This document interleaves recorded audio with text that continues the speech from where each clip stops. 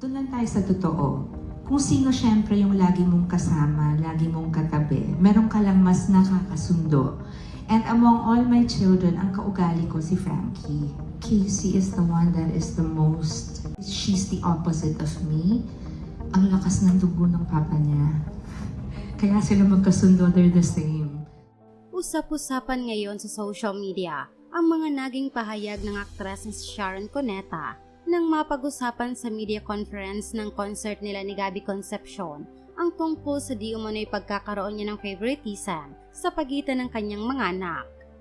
Nagsimulang pag-usapan ang isyong ito nang mag-post ng madamdaming mensahe si Sharon para sa panganay nilang anak ni Kiko na si Frankie at sabihing hindi niya kayang mabuhay nang wala ito.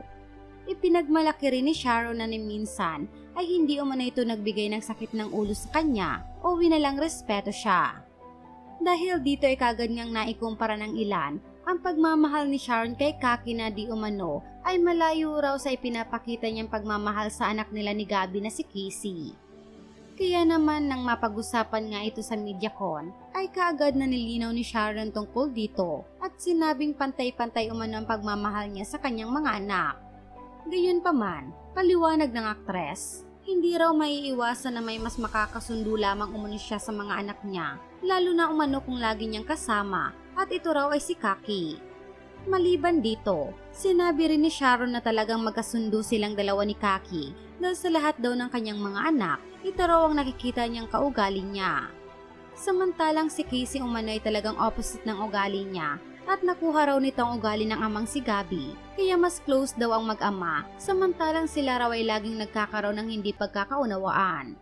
Mga pahayag ni Sharon, "You know what? I don't play favorites. Some people seem to think na favorite na anak ko si Frankie. Hindi. I love all my children equally. It's just that, dun lang tayo sa totoo. Kung sino syempre yung lagi mong kasama, lagi mong katabi, meron ka lang mas nakakasundo. And among all my children, ang kaugali ko, si Frankie. And si Miel is my buddy. Miguel is very gentleman. Ang hindi ko nakikita si Casey. Among my children, Casey's the one that is the most, let's just say, she's opposite of me. Ang lakas ng dugo ng papa niya, kaya sila magkasundo. They are the same."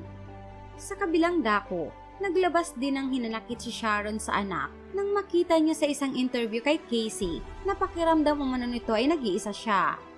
Ayon kay Sharon, nalungkot siya sa pahayag na ito ni Casey dahil desisyon naman umano ito ng anak at hinayaan niya itong magdesisyon para sa sarili niya nang gusto na nitong bumukod sa kanila dahil nasa tamang edad na rin umano ito.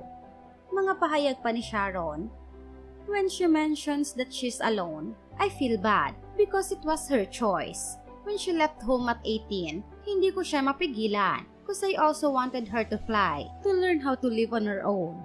So being alone was her choice. Our house, our home has always included her.